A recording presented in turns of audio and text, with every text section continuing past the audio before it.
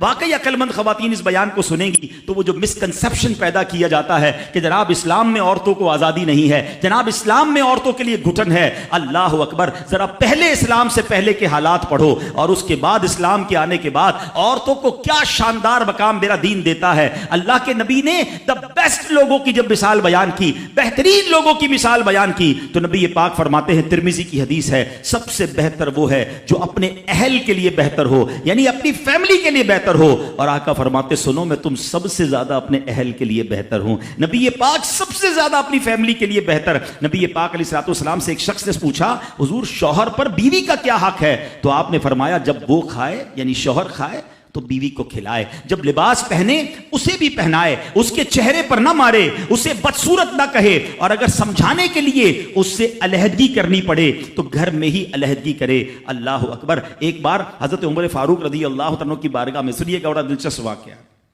سیدنا عمر فاروق کا کتنا بڑا نام ہے، آپ کے جلال کی، آپ کی عدالت کی مثالیں دی جاتی ہیں، بڑے بڑے لوگ آپ کے سامنے تھر تھر کانپتے تھے۔ آپ کا گھر میں انداز کیا تھا کہ ایک شخص آیا کہ میں حضرت عمر کے پاس جاؤں اور بتاؤں میری بیوی جو ہے مجھ سے اس طرح بات کرتی ہے، اور میرا وہ انداز نہیں ہوتا جو شوہر کے سامنے ہونا چاہیے، ہوتا ہے گھروں میں ہو جاتا ہے۔ تو حضرت عمر کے دروازے پر پہنچا نا تو اندر سے اسے سیدنا عمر فاروق رضی اللہ تعالیٰ عنہ کی زوجہ ام کلثوم رضی اللہ تعالیٰ عنہ کی ناراضگی کی عالم میں گفتگو کرتے ہوئے سنا۔ وہ حضرت عمر سے بات کر رہی تھی، تو وہ شوہر سوچنے لگا کہ میں تو اپنی بیوی کی شکایت لے کر آیا تھا، حضرت کے تو گھر کا بھی معاملہ ہی ایسا ہی ہے۔ تو وہ کہتے ہیں میں واپس ہونے لگا۔ حضرت عمر نے بلا لیا، کہا کیوں آئے تھے؟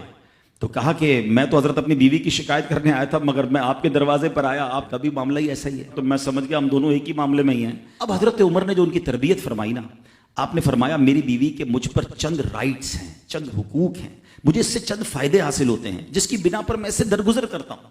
پہلا یہ کہ یہ میرے لیے جہنم کی آڑ ہے، میرا دل اس کی وجہ سے حرام کاموں سے بچا رہتا ہے۔ نمبر دو، جب میں گھر سے نکل جاتا ہوں یہ میری خزانچی بن جاتی ہے، یعنی میرے مال کی نگہبان بن جاتی ہے، میری دھوبن بن جاتی ہے، میرے کپڑے دھوتی ہے، میرے بچے کی پرورش کرتی ہے، میرے لیے روٹیاں اور کھانے پکاتی ہے۔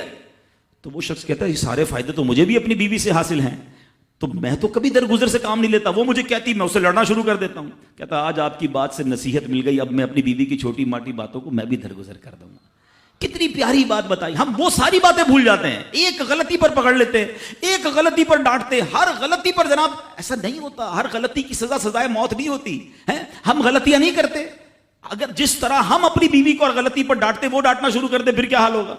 تو ایسا نہ کرے، وہ بھی دل رکھتی ہے، ہم نے کسی انسان سے شادی کی ہے، کمپیوٹر سے نہیں کی، ٹھیک ہے نا؟ تو کمپیوٹر بھی آج کل وائرس آ جاتا ہے، تو وہ تو انسان ہے، غلطی ہو گئی کوئی بات نہیں۔ تو سبحان اللہ، اتنا پیارا مذہب ہے۔